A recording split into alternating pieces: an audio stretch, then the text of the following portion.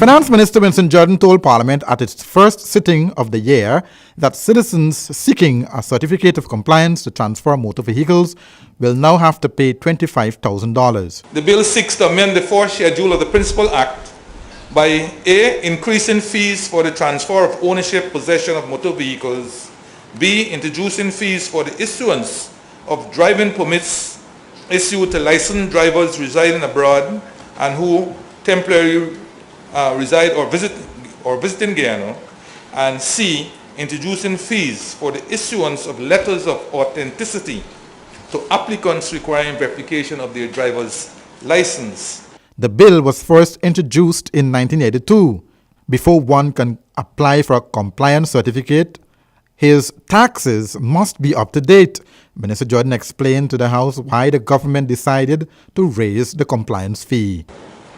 Now, what has happened over the years is that many persons, instead of applying for this certificate of compliance, merely just transferred possession of the said vehicle by way of irrevocable powers of attorney, or sought to effect transfer of title through the courts of Guyana by means of specific performance, thus attempting to circumvent this whole approach to trying to trap those who have been delinquent in their taxes, in their payment of taxes.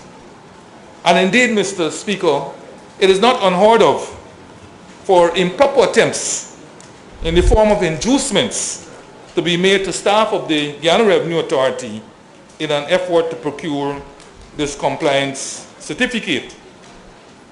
Thus, the abolishment of this requirement for certificate of compliance from the Commissioner General of the Revenue Authority for processing a transfer or ownership or possession of motor vehicles will remove these loopholes, while at the same time reducing the burden on taxpayers by removing the duplication of documents submitted by taxpayers to the Revenue Authority. Minister Jordan explains more on why government made the decision.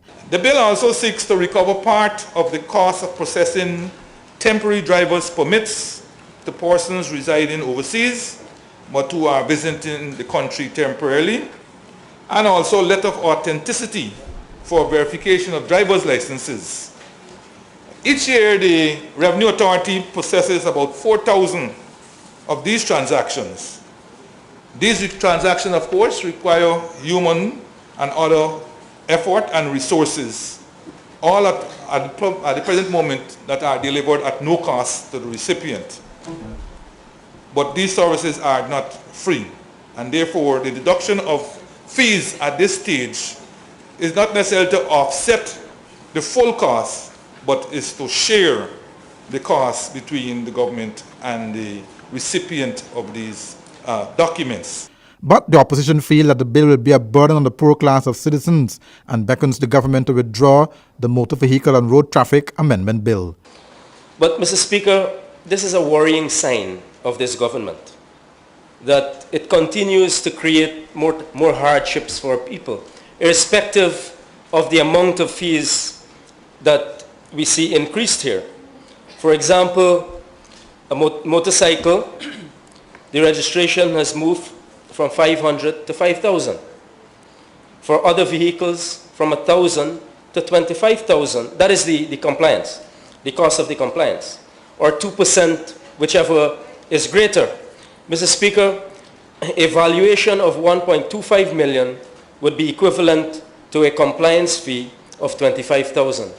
Any other vehicle above 1,250,000 will attract a compliance fee of 2% of the value of that vehicle. Minister Jordan told the House that the government feels that the Motor Vehicle and Road Traffic Amendment Bill is a win-win on both sides of the fence. Andrew Wicks reporting for Channel 2 Headline News.